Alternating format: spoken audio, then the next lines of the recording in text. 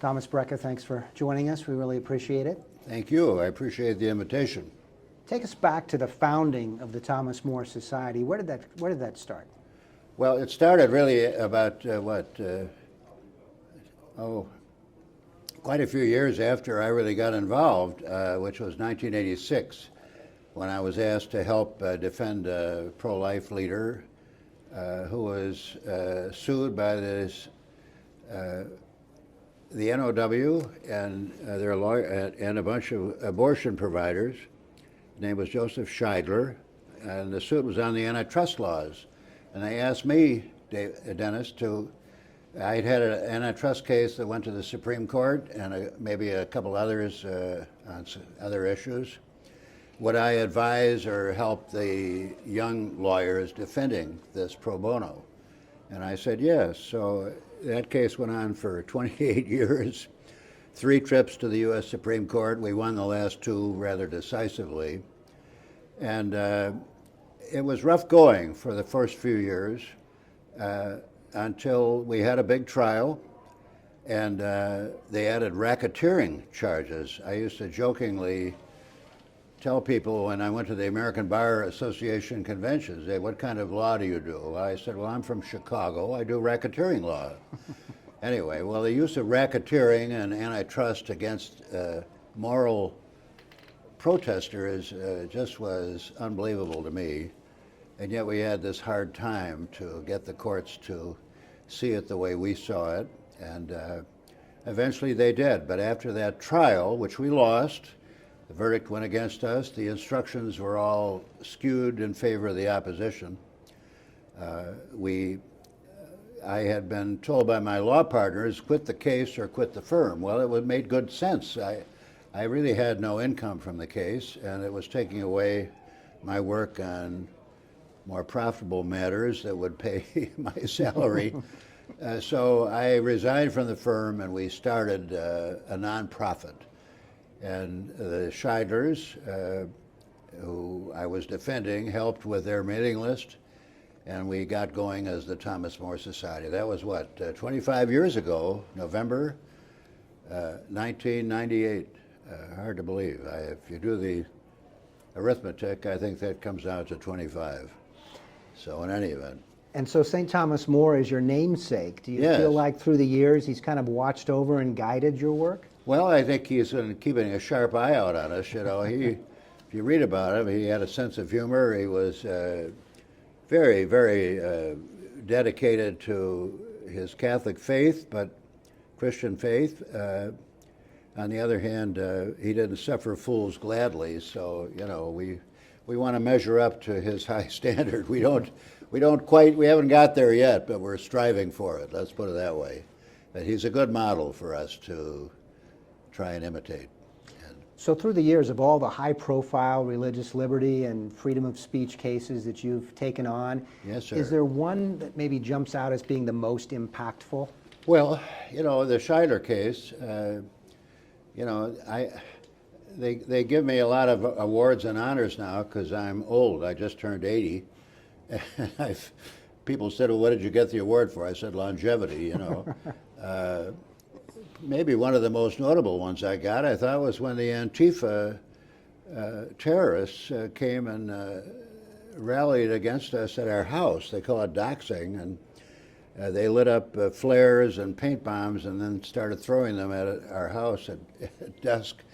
And why did they do that? Well, because they publicized that we had won these Supreme Court cases, and this had a big role in reversing Roe v. Wade. Well, I think they gave us a little too much credit, but on the other hand, I'm very glad Roe v. Wade was overturned, but I think that's the start of a new invigorated pro-life movement.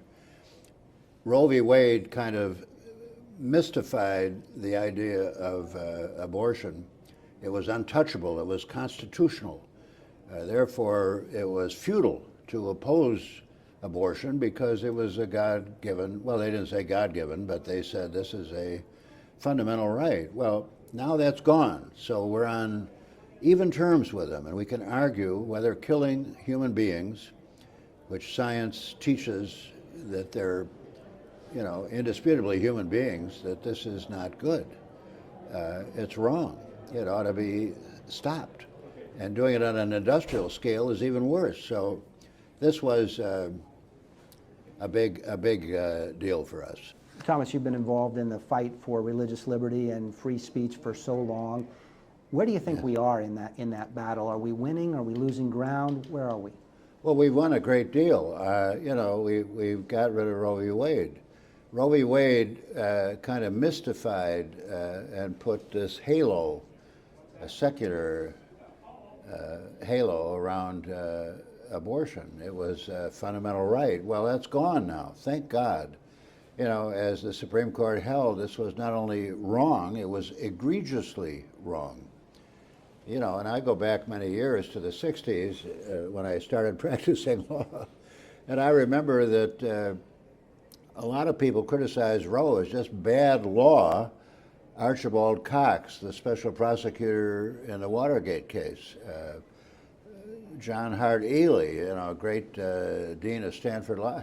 These people said this is bad law. We finally got it gone. Now we debate the merits of abortion, whether it's right for any reason or no good reason at all to end the life of your own son or daughter, whose DNA is established at the moment of conception. No other human being will exist who is that human being unless it's an identical twin situation. That debate is one we're going to win, no question about it. But we've got to get out there and advocate and debate and make sure that our message gets out to the public. And that's the way we can change this culture. We call it a nomos, a world of ideas. We've got to get people to think the life is sacred. That's at the core of our Christian faith, no question. That's incarnational humanism, as George Weigel calls it. God came down and became man, and there's something sacred about each and every one of these aborted babies. Unwanted, okay, but they're still human beings who have this right of inherent dignity and worth in the eyes of God, and I hope in our eyes too. So I think we're going to win. So you're on the front lines of some of the most important legal battles we're fighting in this country. How is that, the work that you're doing, how has that impacted your Catholic faith? Well, every case, some of them we win, some we lose. We want to engage. I think it's important to put the ball in play. Make contact with a curveball or knuckleball, baseball analogies. I'm a Cubs fan. Often they don't make contact, but we've got to get the ball in play. The more people focus on the issue, with our point of view expressed as part of the picture, we're going to win. I mean, they say follow the science.